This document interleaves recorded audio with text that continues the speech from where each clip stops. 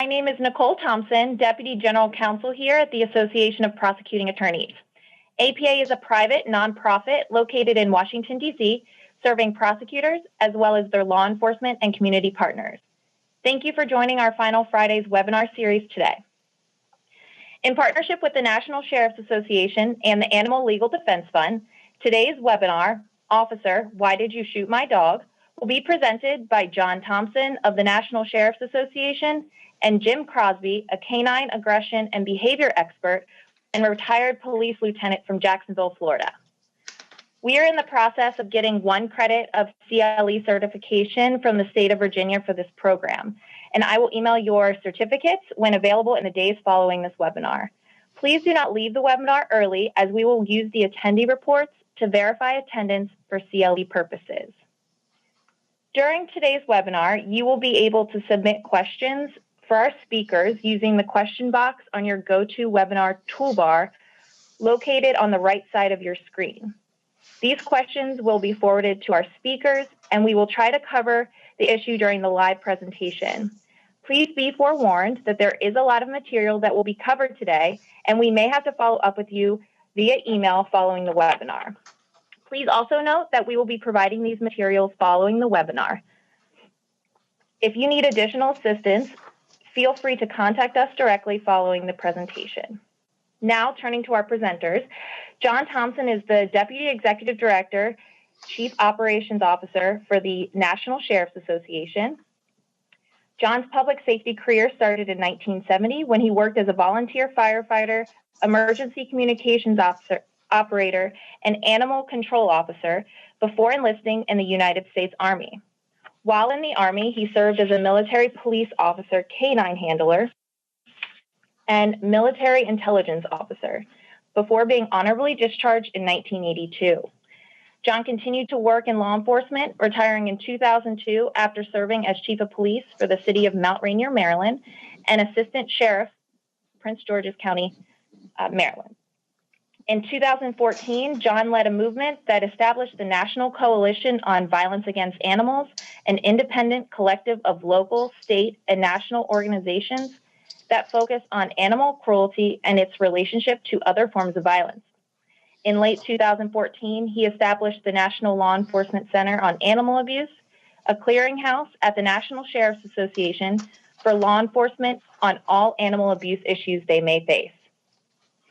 Jim Crosby is a retired lieutenant from the Jacksonville Sheriff's Office in Jacksonville, Florida, and an internationally recognized authority on dog attacks and canine aggression. Jim has been accepted as an expert in many state courts and several federal appellate district courts. Jim's specialty is investigating human dog bite-related fatalities and the evidentiary and behavioral factors involved in these major incidents. Jim has also been accepted as expert in the interaction between law enforcement and dogs, and was an integral part of the team that designed the California PSOT training for police and dog encounters. Jim actively investigates uses of lethal force against pets and advises owners, attorneys, and departments regarding deployment of lethal force in these increasingly high-profile encounters. Jim also provides training to agencies focused on keeping officers and pets safe. And before we begin, the following presentation may be disturbing to some viewers, so viewer discretion is advised. So without further ado, I'm going to pass this over to John. Thank you, Nikki. Appreciate it. What Jim and I are going to try to cover today is a lot of information, but I think what we want to get to you is just an overview of what we see as the problem and some of the causes of that problem, and give you some information that may help you move forward. When officers are involved with dogs, and especially when the dogs are shot and killed, it's a real problem for the community. Prosecutors are going to have to be involved. It could be a problem for them. Law enforcement agencies are really going to have a problem. So let's get started and go through some of this stuff. When dogs are shot by law enforcement, it rips a basic thread that holds law enforcement and the community together. We recently spoke with a sheriff who had an officer-involved shooting with an individual who's actually You remember the Capitol incident or the White House incident where the individual jumped over the fence, and he went to her courthouse and was shot. And then about a month later, there was a dog shot and killed in a jurisdiction outside her county, but she got blamed. And she said she never had so much media and problems with that, even though it wasn't her incident. It goes to show you sometimes there's more backlash with the killing of animals than the shooting of human beings. It gives you an idea of where our society is going. We estimate that there's 10,000 dogs per year shot by U.S. law enforcement officers. Dogs are becoming, and we want to talk why. So dogs are becoming family members, and they're just not pets anymore. People look at their animals as part of their family. So that brings an emotional part to the way that people see their animals. More families own dogs, so encounters between law enforcement is going to increase. And law enforcement culture and philosophies about dogs have been slow to change. Not just prior to me retiring from law enforcement, I can tell you personally that if a pit bull came at me and I thought it was going to bite me, I would have shot the dog. That was my belief. That was my understanding that the dog was property and the dog was dispensable. That my thoughts and philosophies obviously changed as I did research and learned more about it. And unfortunately, that's what's happening in law enforcement nationally. Even though we have many agencies that are really progressive and doing the right thing, there's many out there, and the majority that have not had to deal with this issue and still see it at that. And that's what causes the problem within the law enforcement community. Dogs just aren't dogs anymore. Like I said, they're members of the family. People love them as they do their own family. 74.8% of households with children over the age of 6 have pets. A child in America is most likely to grow up with a pet than with a father. And this is a set of new surveys that we just saw that was pretty interesting. It shows you what people think of their pets. 72.9 million U.S. households report having at least one pet. 46.3 million have dogs and 38.9 million have cats. So you can see that an officer goes to a house or a resident, the chances of them encountering a dog is great. That's why we have to have training. That's why we have to. This represents 78.2 million dogs and 86.4 million cats in American families. 79% of dog owners report that their dogs are considered to be part of their family. When it comes to vacation and outings, 75% of the dogs in the household, they plan their vacations around their dog. 34% of households surveyed report that dog goes with them on vacation. 16% of dog owners claim that their choice of a house or car was influenced by the fact they wanted it to be convenient and appropriate for their pet. And I say all this stuff to you. The last statistics of interest, pet owners spend over $50.8 billion on their pets last year, with more than $1 billion spent on dog treats alone. This shows you what dogs are all about. Enjoyed apples. If I took 2 slices, you kind of give me a look like, hey, that one was mine. Eva was like my 4th daughter, a very, very sweet, gentle dog.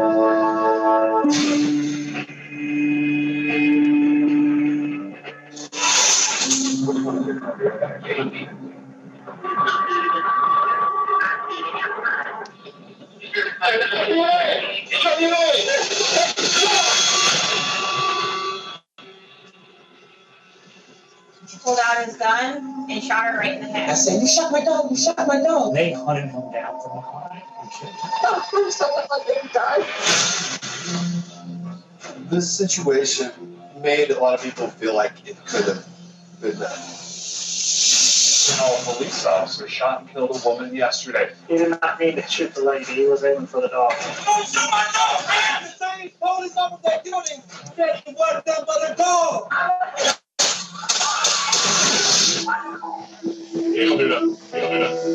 Everybody needs to remember there are 2 sides to every story.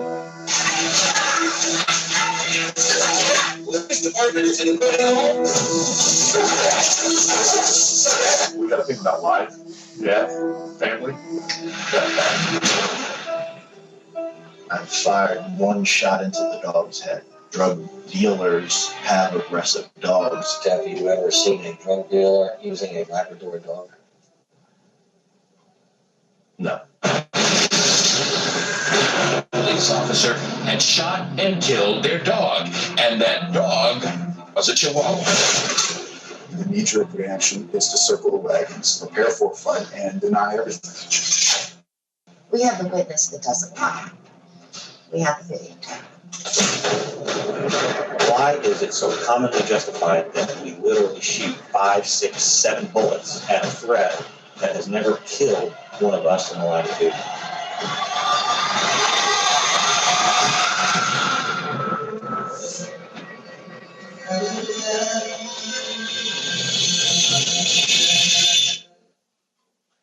So as you can see, that is a film that's coming out of media. If you go on the internet and Google it, it's all over the place. There's actually a map, a U.S. map showing every police officer or sheriff's deputy that's ever shot a dog. So the society's changing. So why do officers shoot dogs? Let's begin to talk about that. Culture and departmental policy. As I spoke earlier, police culture, beliefs about dogs, lack of leadership, and the lack of policies. As far as the culture and the beliefs of dogs, again, me being the poster child, as I can sit here and talk to you after 30 years in law enforcement, is that I would have done that. I would have shot the dog. I would have shot the dog, pushed him off the side, and called animal control, because that was our belief, that dogs were property. That belief has to change now because society looks at dogs a lot different than they did in the old days, or it wasn't as well known, but also a lack of leadership. If leadership doesn't train their officers and bring this up before them, then they don't have a way to change. And also lack of policies. We've checked around, and most agencies in the United States do not even have a policy on officer-involved shooting of dogs. Lack of training on dog behavior, lack of understanding of the family dog importance, emotional intelligence, and the lack of planning for raids and search warrants. As I said earlier, it all goes hand in hand. There's not much training that happens. There's new laws within California, Colorado, and some other states. I think Texas now are mandating police training. Again, it goes beyond that. We don't want to force the training on them. We want them to understand there's a problem. It really comes down to once law enforcement gets it and understands there's a problem, we usually don't have a problem with them grasping it and wanting to take care of it. It's just having to get them the information.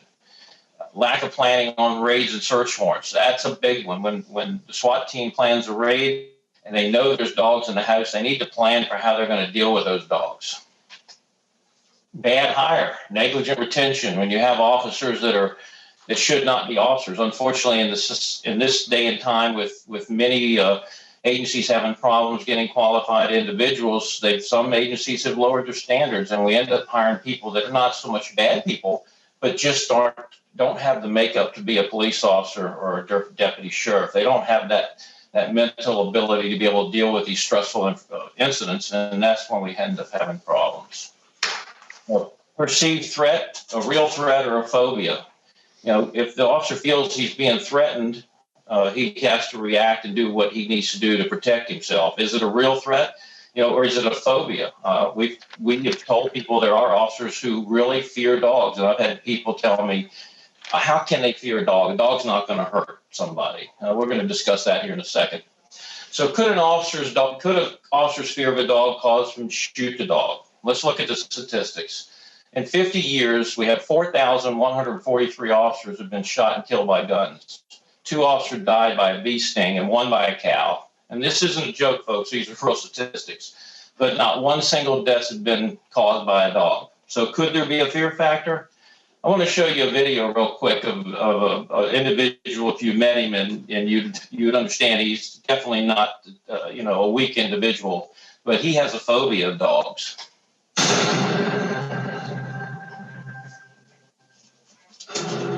It's now time for Marvin's exposure, and I'm really worried about the next level for him. So, as you can see, we are here in the beautiful Golden Gate Dog Park. You don't go to parks, do you?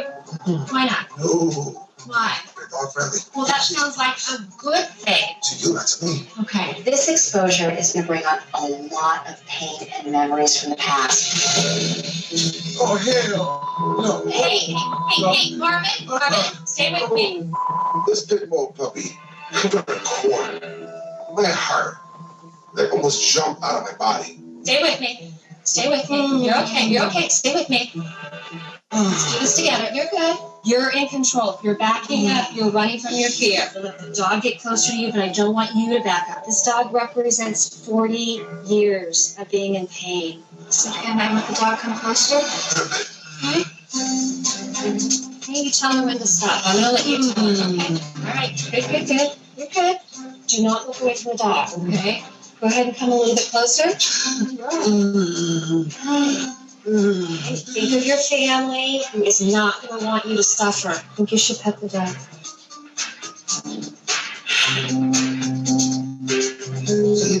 Look at that big dog. Marvin, come on, Marvin.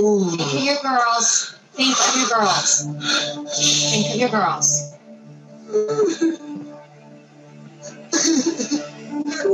You're not a coward. You are. So while we can't judge or second guess the actions of anyone without the full deals of facts in the next two videos that I'm going to show you, will give us a feel. The reason I showed you that video is because, yes, you could have an officer who has no fear of a 9mm chasing someone down a dark alley. But as you saw with that individual, just that small little dog almost put him into a state of shock. So, yes, there is phobia, and that could be one of the reasons. Now, what I'm showing you here is this dog is actually chained to the back of the car. The officer turns his video cam on the dog, so he wants to record what's happening. And he gets a catch pole, but the dog's already confined. He's chained to the back of a vehicle.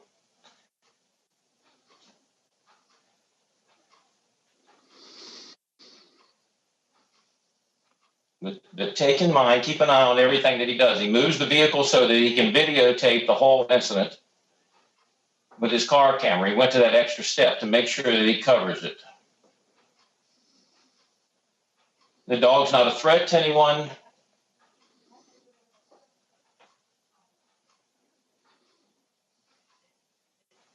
He comes out of his vehicle, he gets his catch pole, and he puts the dog on the catch pole. Dog's still under control. The dog's not fighting. He pulls out his service weapon and shoots and kills the dog.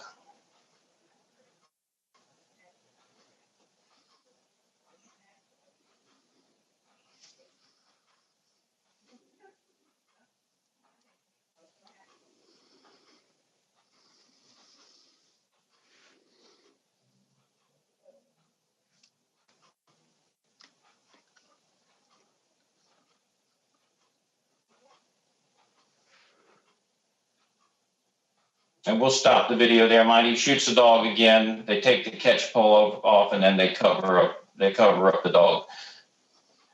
Here's an incident. An officer responding to a call, knocks on the door. Obviously, if you look to the right, you can see a dog crate and some dog items. Not sure the officer saw him or even looked for him or was trained to look for him. The dog comes out, he shoots the dog, kills the dog. You can see the family's reaction, so you understand what the family's going to go through. This is where the breakdown happens.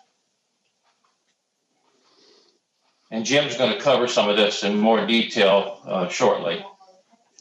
So if we go on, is it the culture? Is it a bad cop? Is it lack of training? Is it lack of understanding, leadership, or departmental policies? Or maybe the shooting was justified? This is a community problem, folks. The officer-involved shooting of dogs is not just a law enforcement problem. It is a community problem. Dog owners have to minimize the risks. They have to secure their dog. They have to make sure that they understand that when an officer's coming to their house, even if they don't know the officer's coming, it's their responsibility to do it. It takes the community to be responsible to stop this. This is a real problem. Right now, in the United States, like I said, we're having dogs shot left and right, and it's causing agencies a nightmare. It's going to cause a problem for prosecutors when they have to prosecute an officer. And Jim will talk more about that in the civil suits as we get into this program.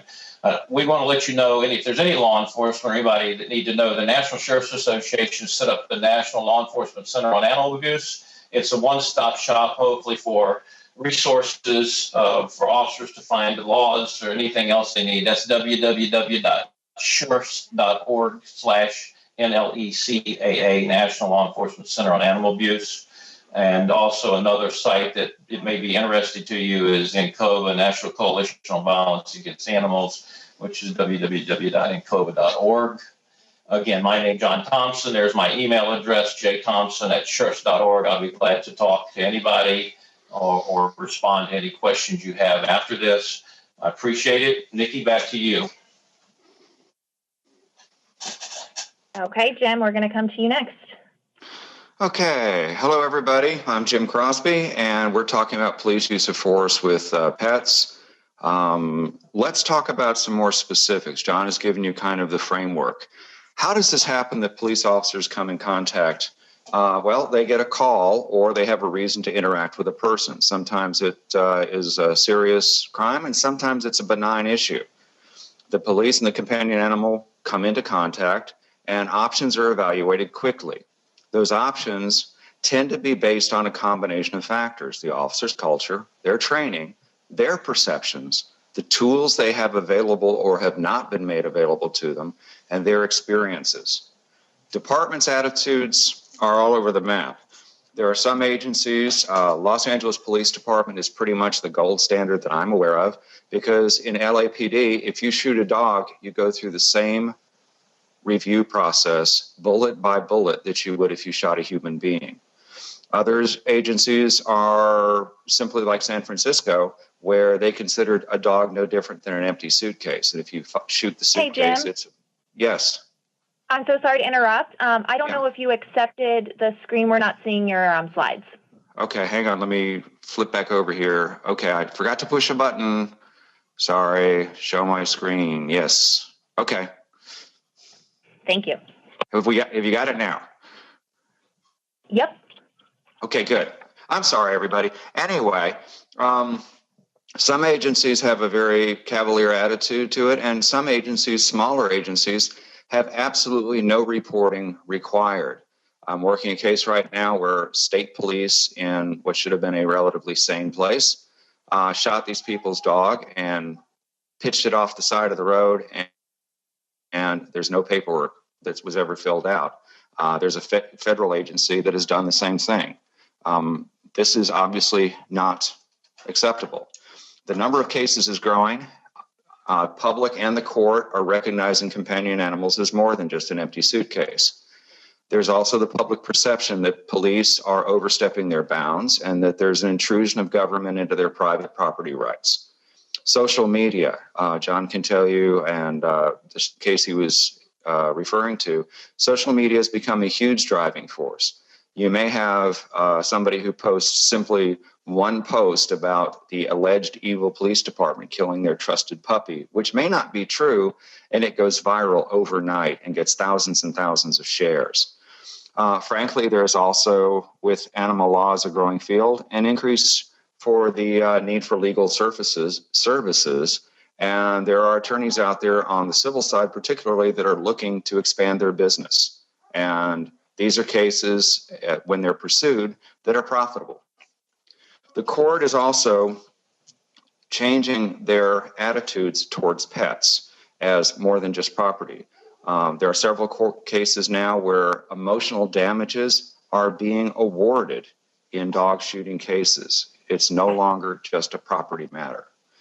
The consequences of these shootings can be profound. As far as money, the famous benchmark is Hells Angels versus the San Jose Police. It was $1.6 million.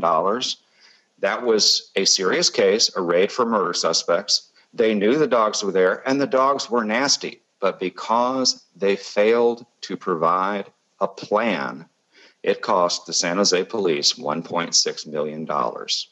Chico Blue was a dog case I worked in San Jose. The police walked up and shot the dog because he belonged to a former gangbanger, and the settlement was $60,000.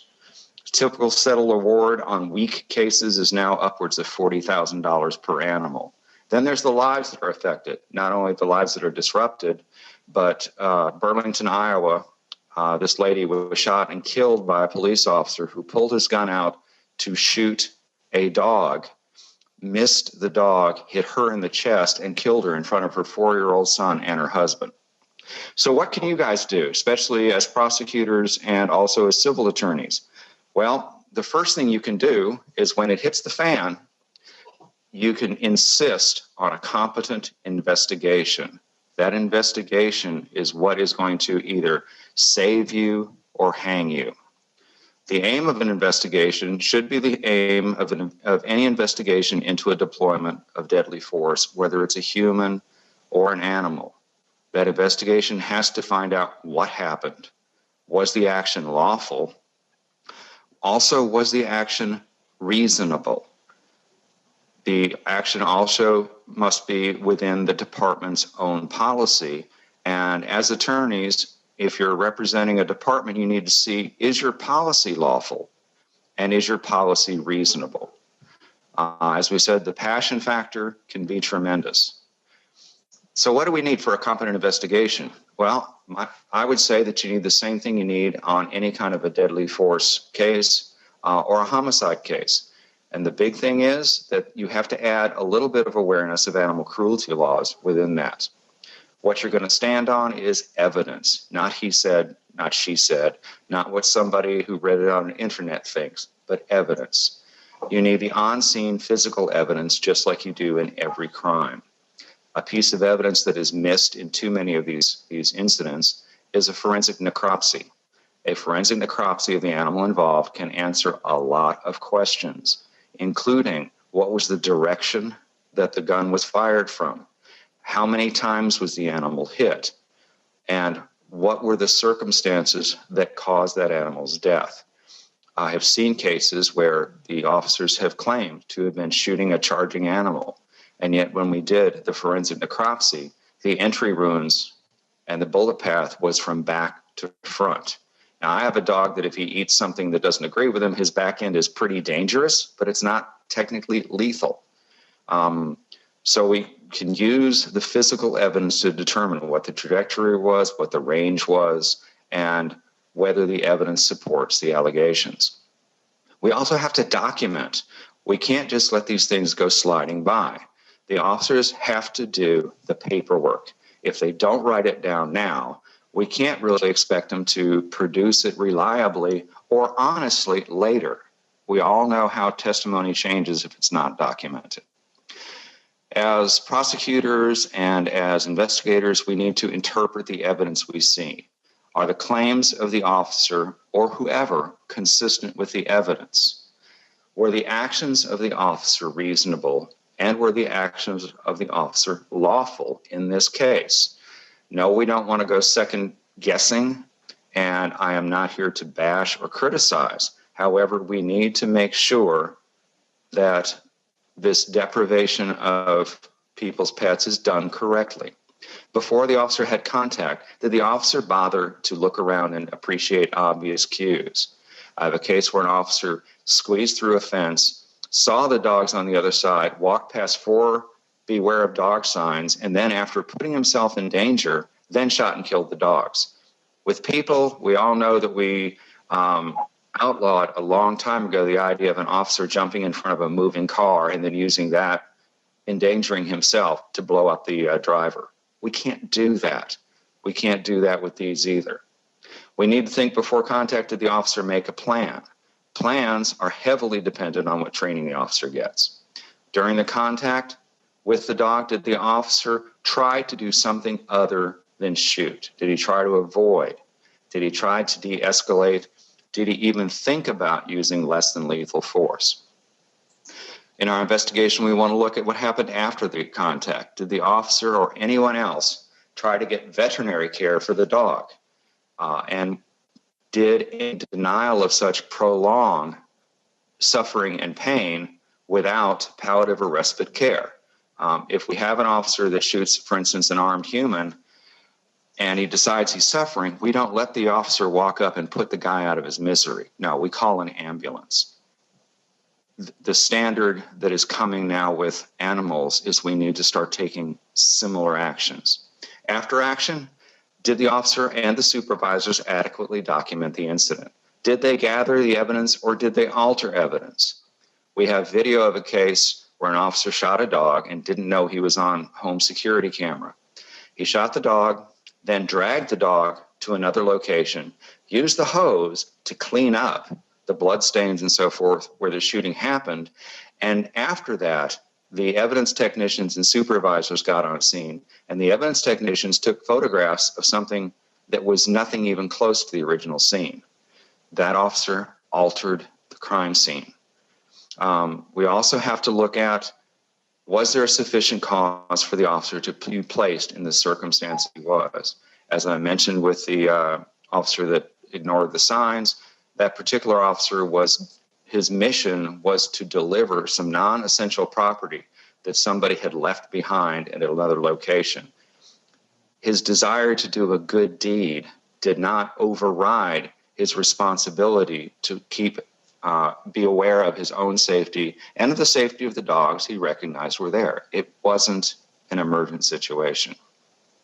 There are alternatives to deadly force. These alternatives have been trained with officers. I remember getting this training repeatedly back when I became a police officer in the mid-'70s. It's still going on. We train them how to deal with humans. We retrain them. We tell them about their options, and we tell them about their tools. What we need to be able to do is simply teach them that they should be applying similar standards in dealing with people's pets. We also have to consider, as investigators, the can you versus should you. Did the mission itself justify risking the use of deadly force? Were you going after a dangerous armed felon that's shooting up the neighborhood? Okay. I'm real protective of my police officers, and if somebody's shooting at them and they've got to do what they have to do, then go for it. Stay alive, come home in one piece. But there is a case where, quite honestly, the officers entered a yard to inform someone their child had been murdered. They ignored the beware of dog signs, walked into the yard. The dog predictably came around and barked at them, and they shot the dog dead. And their gunfire was what woke up the residents. When the residents woke up, it was, "Hi there, Mr. and Mrs. Jones. Your child is dead, and we killed your dog."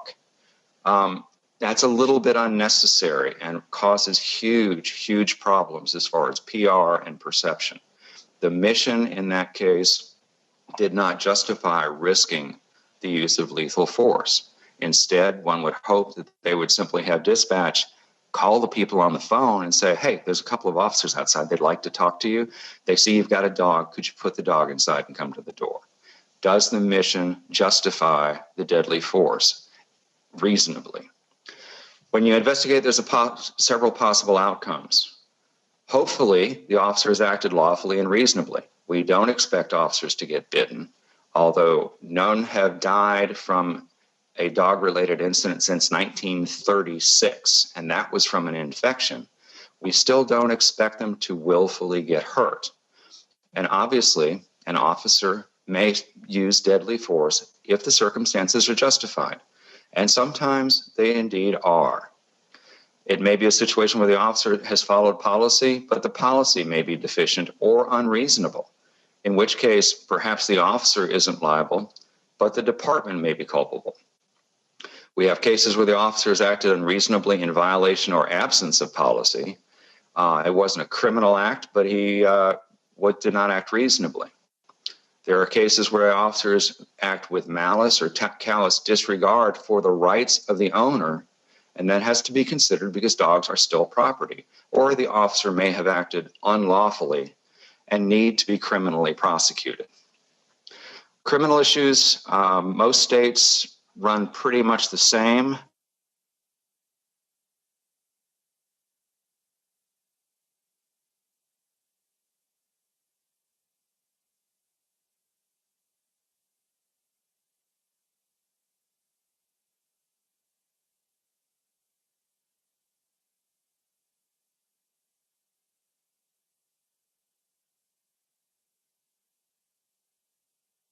Neglect is usually much more passive, and the neglect statutes tend to be misdemeanors rather than felonies. The problem that is coming up is we have to look at these issues with the use of force. Did the officer's actions rise to a criminal standard?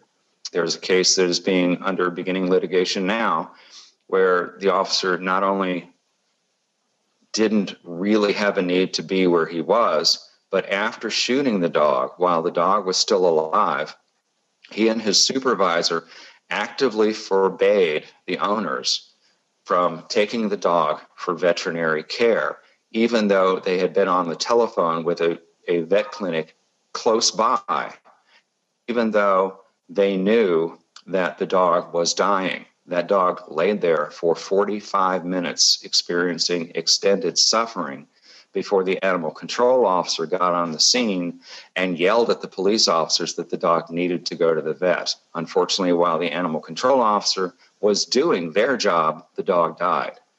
In that particular state, to my mind, that action rises to the level of active animal cruelty because they killed an animal or allowed it to die while deliberately prolonging recognized known pain and suffering. In criminal decisions, as in civil decisions, again, was the officer's presence necessary? Did the officer's action cause avoidable pain and suffering? Once the officer acted, even if he was justified in what he had to do then, did he make any attempt to minimize the suffering and pain or have rendered proper aid? So you're going to need to look at these in the light of, was the conduct unlawful? And if so, was it cruelty or was it a misdemeanor neglect?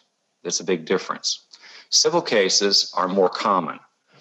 There are civil venues for seeking remedy are winding up in federal court as 1983 cases. State statutes and local ordinances are often useless. For instance, in Washington state, a police officer may shoot and kill any dog that he sees running at large that does not display a metal tag on a collar.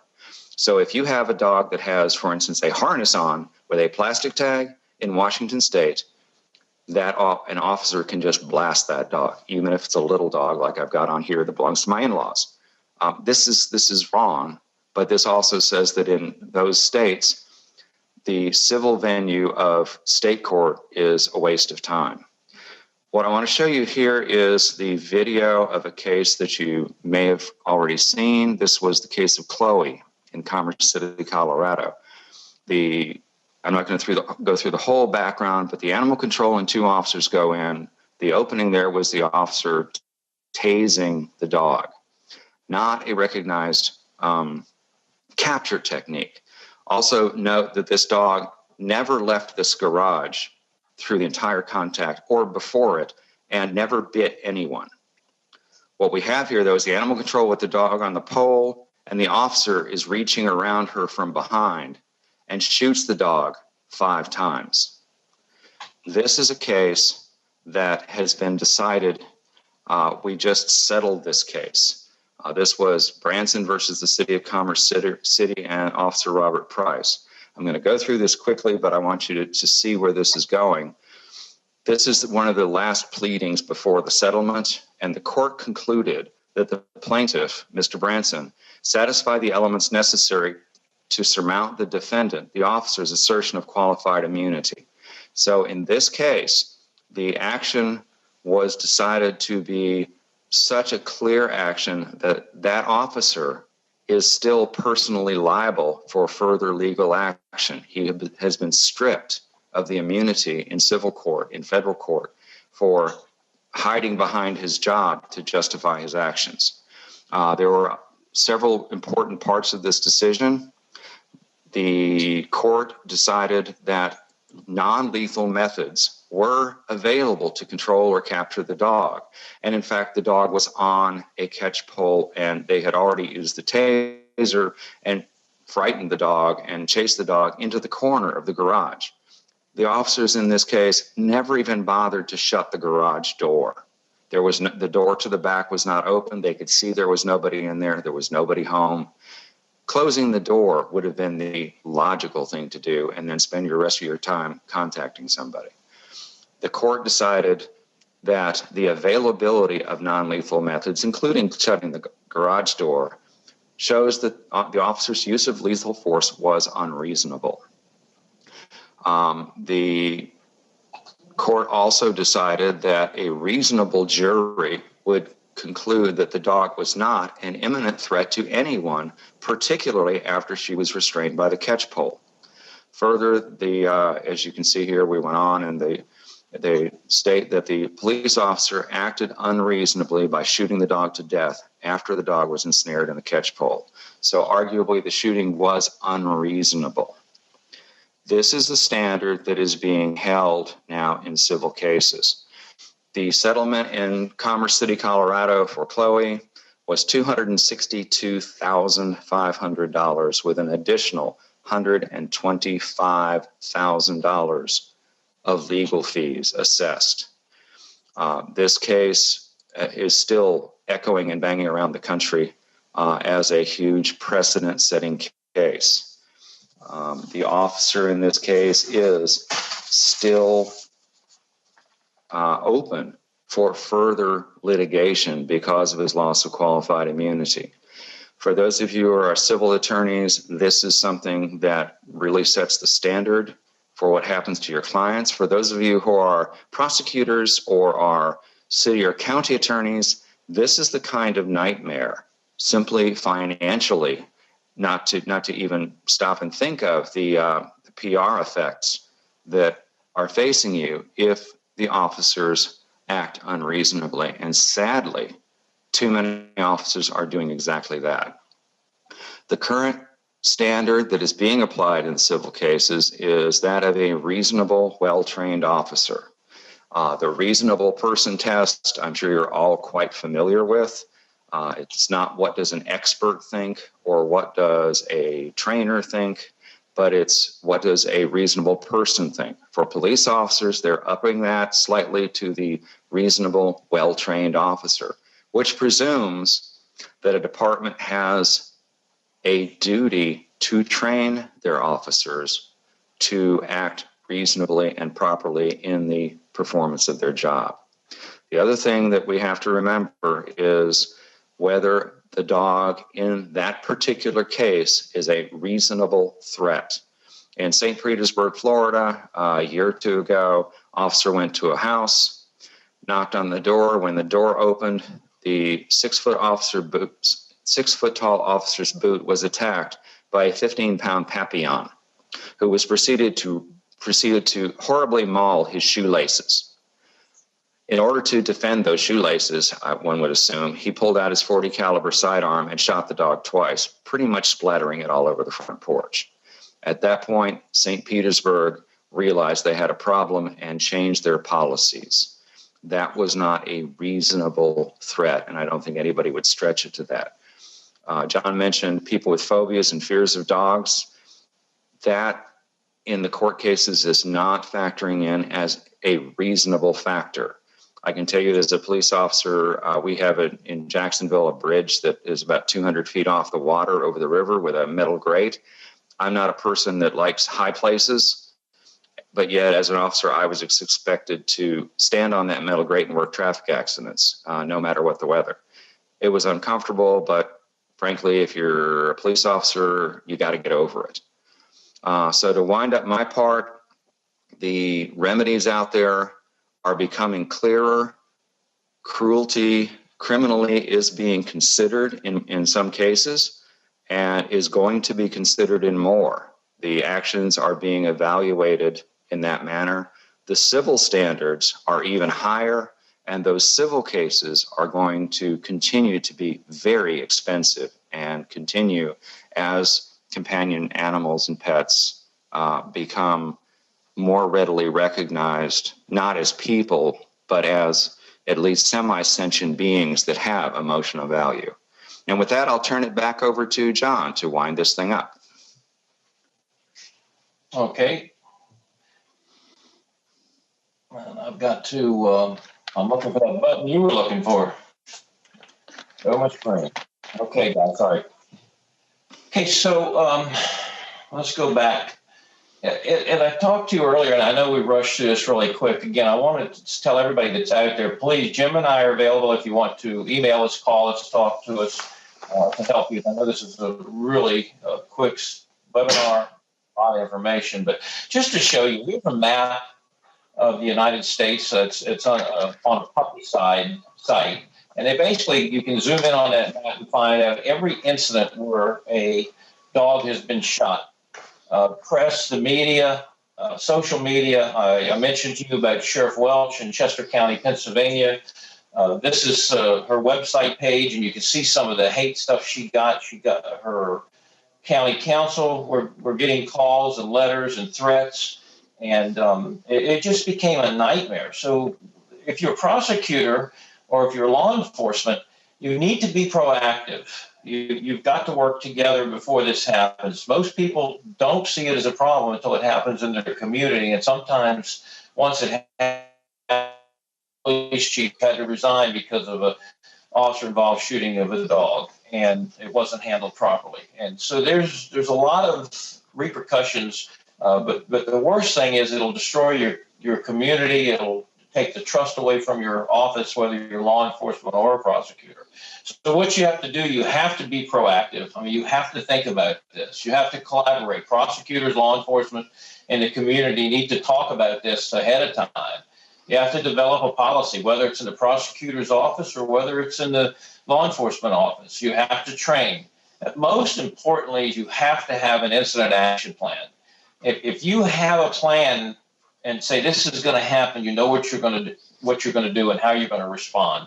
You have to use social media, and you have to use the media to your advantage. You have to be ready to get out in front of all the bad that's going to come. And believe me, if you do any research on this, you'll see it just takes a matter of hours, and you have hundreds of thousands of people beaten down on your website and your Facebook page, letters of threats. It continues. So prepare yourself. And I think that if you get into these types of situations, you listen to what Jim said about training and policies and becoming aware before these incidents happen, you should be able to survive. A bad officer-involved shooting of a dog can really destroy your agency and make it much harder for you to get back to trust in your community. So I hope that we've give you a little bit. I know it's been a warp speed presentation, but we are here, like I said, to give you anything you need or give you copies of our presentation. Nikki, back to you. Thank you. And as I said before, you can use your GoToWebinar toolbar on the right-hand side to ask any questions for the presenters. We have a couple here already, so we can get started with that, but please feel free to type in your questions and we'll get those to the presenters. Okay, so the first question is, what is your recommendation for an office that may not have enough training? What is the one action they can take to prevent these incidents? Well, Jim, I guess we'll both chime in. I think resources and not having the money to do it, that's pretty much already taken care of. You go to our website, there's a lot of free training. There's videos. There are a lot of agencies that will come out and train you. You just need to make the contact. So the training's there. And I think you just have to find time to do it. Every agency obviously is different. It's tough for some agencies to take the officer off the street. So we will help you. Please reach out to us. There's free training available. There's obviously, if you want to get an agency trained and do it fast with the face-to-face, there are many of us that can come out and help you with that also. Yeah, I would agree, John, and I would point out that the Department of Justice has some training videos that are available for free to the police agencies. Especially if you're in California, but you can reach out to California Post, Police Officer Standards and Training Commission. We finished a 5-part video training series for the state of California, and my understanding is that California Post is willing to share. You might have to buy them donuts or something, but they are willing to share. And the other thing that's available is if you have a group of departments in a region that want to band together, we could certainly help you put together a train the trainer situation so your own people can go back to your own agencies and bring forward a pretty standard curriculum that would be applicable, and then your agency can then train at your leisure with your own people. And that's a big thing that makes a difference. When I stand up in front of police officers as a retired cop, that gets through better than sometimes a well-meaning civilian doing the same thing. And those of you who've been around law enforcement know that the first time somebody's perceived as a civilian well-doer, the shutdown happens almost immediately. So if we have the ability to train your own people to then reach out to the rest of your people, the credibility is there and they're more likely to listen. Okay, thank you. And to kind of piggyback on that, what if there's an office that may not be open to training? How do you persuade that law enforcement agency to accept training? When they write a big enough check, they're going to be receptive. If it costs them $500,000 or $1.6 million, sooner or later, they're either going to get tired of paying for it or they're going to realize that training is absolutely necessary because the liability, it just gets too expensive. Nobody's got that kind of money to throw around. And especially with where we're now having officers stripped of qualified immunity, I look at the officers and say, look, that bass boat you wanted, the new minivan your wife wants, forget it. You're going to be working off duty forever to pay these people off. And it goes with collaborating. I mean, you have to really educate. Again, you're not just training someone to deal with an incident. You're trying to change a culture here. You're trying to change a culture that believes that animals are property or they're expendable. So it's a lot more involved. I think what it has to start at the leadership level, which means the chief or the sheriff or whoever's in charge or the prosecutor needs to talk about these. And I can say there's no shortage of facts on the internet that show you the media onslaught of an agency and what's going to happen.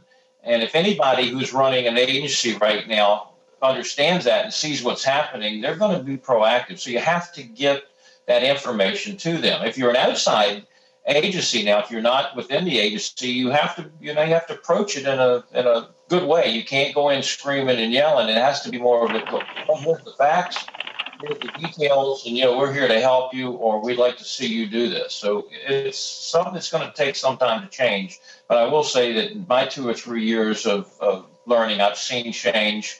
It's very slow, but we are making progress. Okay, and in your opinion, will there ever be any post-certification training for peace officers and making this part of their training curriculum? The goal is definitely to do that. California is already making part of it, and John and I and others have talked on a 3-pronged program, training the officers initially in the academy, making it part of regular in-service, and then giving roll call training updates. So I would certainly hope so. California has jumped in again, and this dog encounter training is now part of the California Post curriculum. And the National Sheriff's Association also is getting ready to put out an app and some training material to hopefully get into the academies. We need to train the officers in the academy so they're aware of these situations. That should be released fairly soon, but the app is actually for the officer so that if he's involved in some type of incident or if he's even responding to an animal incident, that he will have resources right on his smartphone.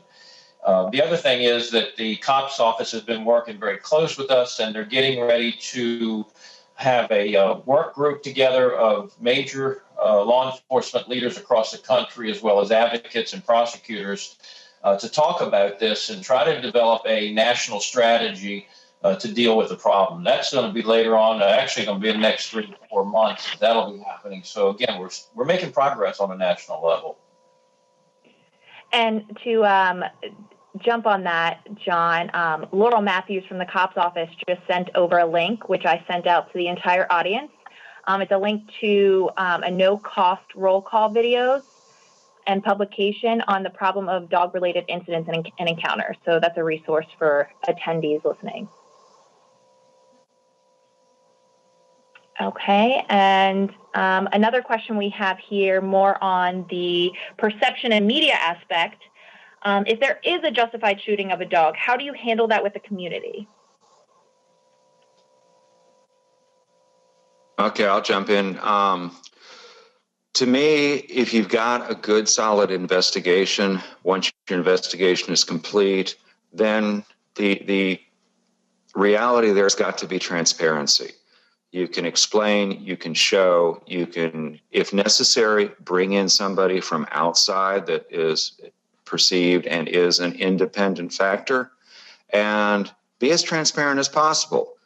Make it clear to people, especially, and I'm a big believer in body cams and dash cams. 95% of the time, according to various police departments, the dash cams support officers during complaints. If you can show people that a dog is running and snarling and the officer has deployed his pepper spray and deployed his baton and done everything he can, then people are more likely to say, oh, I get it. Transparency, I think, is how you deal with keeping. There's always going to be people that don't believe you, but if you're as transparent as you can be, I think you have a better chance of being accepted for simply trying to do your job. And Jim, and it's what we talked about earlier, is having a plan before it happens. Don't wait for the storm to come and then try to figure out how you're going to recover from it. Get a plan together. Get out on social media ahead of time. And transparency is really the only way to do it. If you were wrong, if your agency was wrong, if the officer was wrong, then that's just the way it is. Don't try to cover up. It's not worth it. No, and to be perfectly honest, I have talked to more than a couple now owners who simply said, look, we understand stuff happens. We understand officers make quick decisions. And if the police commander had come to us and said, Mr. So-and-so, I'm sorry. My guys got spooked. They did what they thought they had to. We regret the fact that your animal has been killed. We're really sorry. We're going to do some more training. The owners have told me without prodding, that would have been more than enough. They would have been satisfied. Okay, great. And Jim, this may be a question more from you with your experience, but and it's a bit of a hypothetical, but can a shooting be justified when the dog ran past the officer and was shot while running away? I look at those like I look at human use of force. And as a police commanding officer, I sat on use of force boards.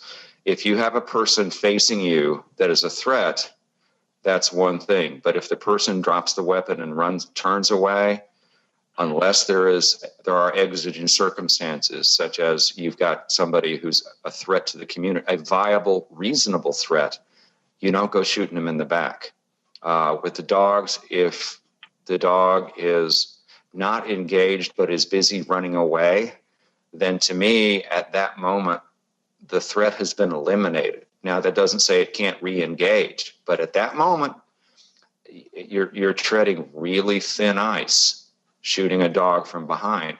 And is shooting that dog from behind worth the possibility of a ricochet, or, as has happened in cases, having your partner shot and killed from your gunfire? Okay. Well, thank you so much, John and Jim, for that excellent presentation. And thanks again to our partners, the National Sheriff's Association and the Animal Legal Defense Fund. All previous APA webinar materials and recordings are available at no cost on our APA membership website, and we will be notifying you via email when these materials become available and how you can access them through a temporary membership. If you are a current APA prosecutor, court, law enforcement, or criminal justice partners member, you will have automatic access to webinar materials once they are available online. If you have any questions or concerns, please email us at webinars@apainc.org. Thank you for attending, and please, you will be getting a survey coming to you about an hour after this presentation. If you could please fill that out, it helps us provide these types of webinars free of cost. So thank you very much and have a great weekend.